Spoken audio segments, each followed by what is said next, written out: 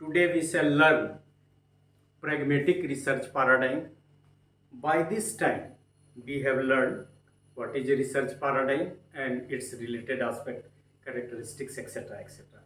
And we have also learned that we shall be discussing 4 research paradigms in the process. 3 we have covered. Today we shall discuss the 4th one, that is pragmatic research paradigm.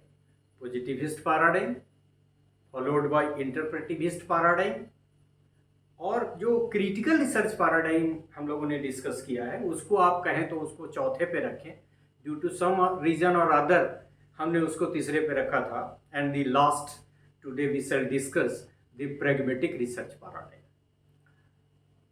There are some researchers, rather there is a group of researchers, they think that there are only genuine parameters and the number is 2. So you can say कि they are thinking that there are only, rather they are of the opinion that there are only 2 genuine paradigms, positivist paradigm and interpretivist paradigm. और दोनों एक दूसरे के supporting इसलिए हैं कि बिल्कुल विपरीत है. मेरी अपनी जितनी कम समझ है रिसर्च पैराडाइम पे, हमको भी लगता है कि इस दोनों के बीच में किसी रिसर्च पैराडाइम को लाने में बहुत क्षति होगी कहीं ना कहीं इसके पक्ष और विपक्ष का. हालांकि ये जो आज का पैराडाइम है वो क्लेम करता है कि हम पॉजिटिविस्ट पैराडाइम और इंटरप्रेटिविस्ट पैराडाइम के मेरिट्स को लेके एक नया पैराडाइम बना रहे हैं और उसी को नाम दिया pragmatic रिसर्च पैराडाइम. और तीसरा, जैसा कि हमने ये कहा कि बहुत लोग मानते हैं, या चौथा कहें जो तीसरा हम लोग कवर कर चुके हैं, क्रिटिकल रिसर्च पैराडाइम को बहुत लोग एक मूवमेंट मानते हैं, उसको रिसर्च नहीं मानते हैं. Though I don't find in the area as an authority, so I shall not comment, rather shall not provide any concluding remark. लेकिन हमने एक बेस आपको दिया है, आप इसमें अब समुंदर में कूदें, इस वार में कूदें और ये जानने का प्रयास करें कि किस पैराडाइम को आप मानते हैं. काम तो सबसे हो सकता है. आज का हमारा फोकस pragmatic रिसर्च पैराडाइम पे है और ये मानता है कि pragmatic research paradigm comes in between the interpretivist paradigm or the positivist paradigm, and the researcher also claim that it utilizes the strength of both the paradigms, that is interpretivist and positivist. It is also called as mixed method research. कई जगह आपको मिलेगा कि pragmatic research paradigm का मतलब ही है कि वो मिक्स्ड मेथड रिसर्च है, मतलब दैट इज इंटरचेंजेबली यूज्ड. लेकिन there is a group of researcher, they think that pragmatic research paradigm is a umbrella term and there are so many research methods and mixed method research is one of them, followed by Q methodology and generic qualitative inquiry and like that. लेकिन जो literature का हमने, चूंकि मेरे लिए भी बहुत बड़ा कन्फ्लिक्टिंग ये था कि कैसे इस मैटर को प्लेस करें. I was very एंक्सस and ultimately I decided कि कोई भी, चाहे वो क्यू मेथोडोलॉजी हो या ये जेनरिक क्वालिटेटिव इंक्वायरी या रिसर्च हो, दोनों जो मेथोलॉजी के रूप में माने जाते हैं other than mixed method research, वो मिक्सिंग से इतर कोई बात नहीं करता है. जैसे क्यों मेथोलॉजी कहता है कि हम दोनों को मिक्स नहीं करेंगे लेकिन दोनों के एट्रीब्यूट्स को समाहित करेंगे.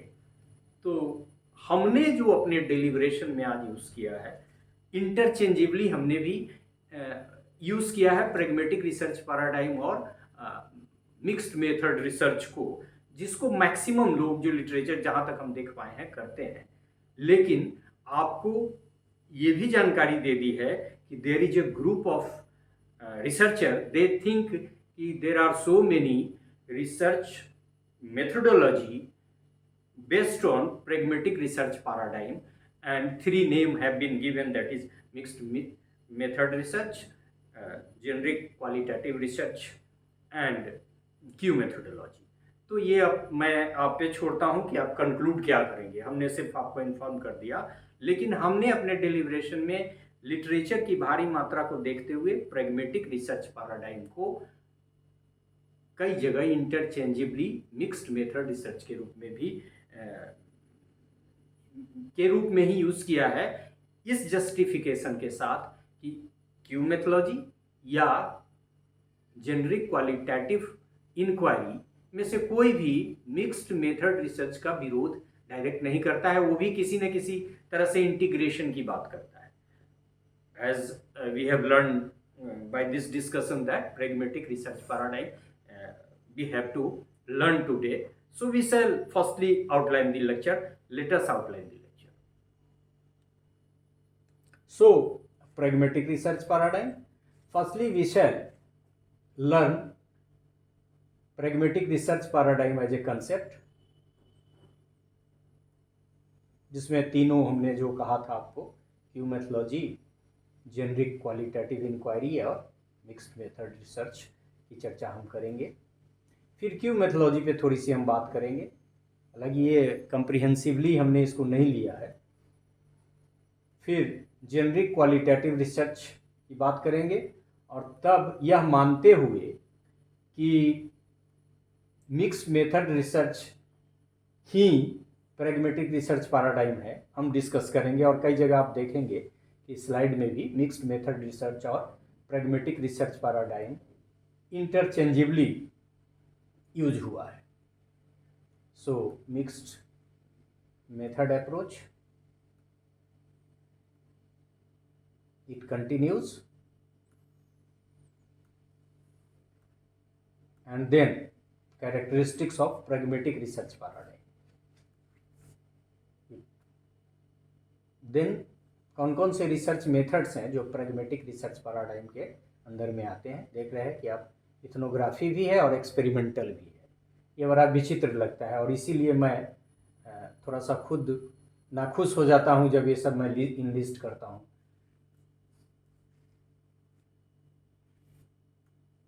देन आप प्रैग्मेटिक रिसर्च पैराडाइम को जब यूज़ करेंगे तो क्या क्या डिसीजंस हैं जो आपको प्रायर डिसीजंस के तौर पे लेने पड़ेंगे। तो आप ये कह सकते हैं कि प्रिपरेशन भी आपको करना पड़ेगा। और फिर ये रिसर्च डिज़ाइन का है, यद्यपि ये बहुत लंबा कंसेप्ट हो सकता था, लेकिन रिसर्च पैराडाइम पे हम कोई बात नहीं करेंगे, लेकिन यहाँ सिर्फ लिस्ट कर देंगे, डिस्कस भी नहीं करेंगे, सिर्फ लिस्ट कर देंगे कि कौन कौन से डिज़ाइन हैं रिसर्च के जिसका इस्तेमाल प्रैग्मेटिक पैराडाइम के अंदर में किया जा सकता है। और फिर merits of pragmatic research paradigm,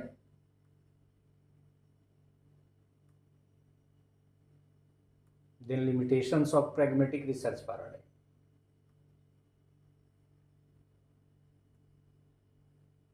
और ये this is my favourite topic. मैं इस पे और भी काम करूँगा, संभव है लेक्चर नहीं भी करूँ तो इस पे जो पेपर आएगा उसमें बहुत सारी बातें आपको मिलेगी। So wait for the paper based on war, paradigm war पे जो लेक्चर में नहीं भी आया वो पेपर में आएगा, और उसके हेडिंग ही हम चाहते हैं कि रखें कि paradigm war. So paradigm war goes on, and this is all about the outlining of the lecture. So we came to know that what we are going to do today in our deliberation with different parts of the lecture. लेकिन एक बात हमने जो आपको बताया कि paradigm वार बहुत बड़ा वार है रिसर्च में, यद्यपि हमने स्लाइड में और लास्ट पार्ट में हम लोग उसकी बात भी करेंगे। उसमें यंग रिसर्चर को अभी घुसने की ज़रूरत नहीं है। आप सिर्फ बेसिक बातों को जानें, और जब तक पूरी बात नहीं समझ लेते हैं तब तक पॉजिटिविस्ट या इंटरप्रेटिविस्ट पैराडाइम का इस्तेमाल करें। हाँ, क्रिटिकल रिसर्च पैराडाइम के इस्तेमाल में कोई दिक्कत नहीं है, क्योंकि उसका पर्पस इतना व्यापक है कि आप कर सकते हैं। और उसमें क्रिटिकल रिसर्च पैराडाइम के डेलिब्रेशन में हमने बहुत सारे एग्जाम्पल्स, बहुत सारे टॉपिक भी बताए हैं। So far as the mixed method research is concerned, myself very confused कि कैसे रिसर्च पैराडाइम बनेगा, क्योंकि बहुत सारा रिसर्च जो है, या फिर कैसे एक्सपेरिमेंटल मेथड का इस्तेमाल होगा, तो ये कन्विंसिंग नहीं है। जैसे रिसर्चर का क्लेम है जो मिक्स्ड रिसर्च में काम करते हैं कि दोनों के स्ट्रेंथ को इस्तेमाल करते हैं, लेकिन जब आप दोनों की स्ट्रेंथ के इस्तेमाल करते हैं तो फिर दोनों की लिमिटेशंस को कैसे मैनेज करेंगे? So you have to bear with the limitations of. तीसरी बात कि मेरा यह मानना है कि एंटीथीसिस का इस्तेमाल वही कर सकता है जो थीसिस का ज्ञाता हो। लिहाजा प्रकारांतर से मैं ये भी कहना चाह रहा हूँ कि मिक्स्ड मेथड रिसर्च का इस्तेमाल वही व्यक्ति कर सकता है जो अथॉरिटी के साथ, क्वालिटेटिव कहें या फिर पॉजिटिविस्ट कहें, सॉरी इंटरप्रेटिविस्ट कहें, या फिर क्वांटिटेटिव कहें या पॉजिटिविस्ट कहें, पैराडाइम का ज्ञाता हो। So these are the limitations that will be narrated through different deliberation as well. So thank you for this part, pragmatic research paradigm. Now we shall discuss pragmatic research paradigm as a concept in the next part. Thank you for this part.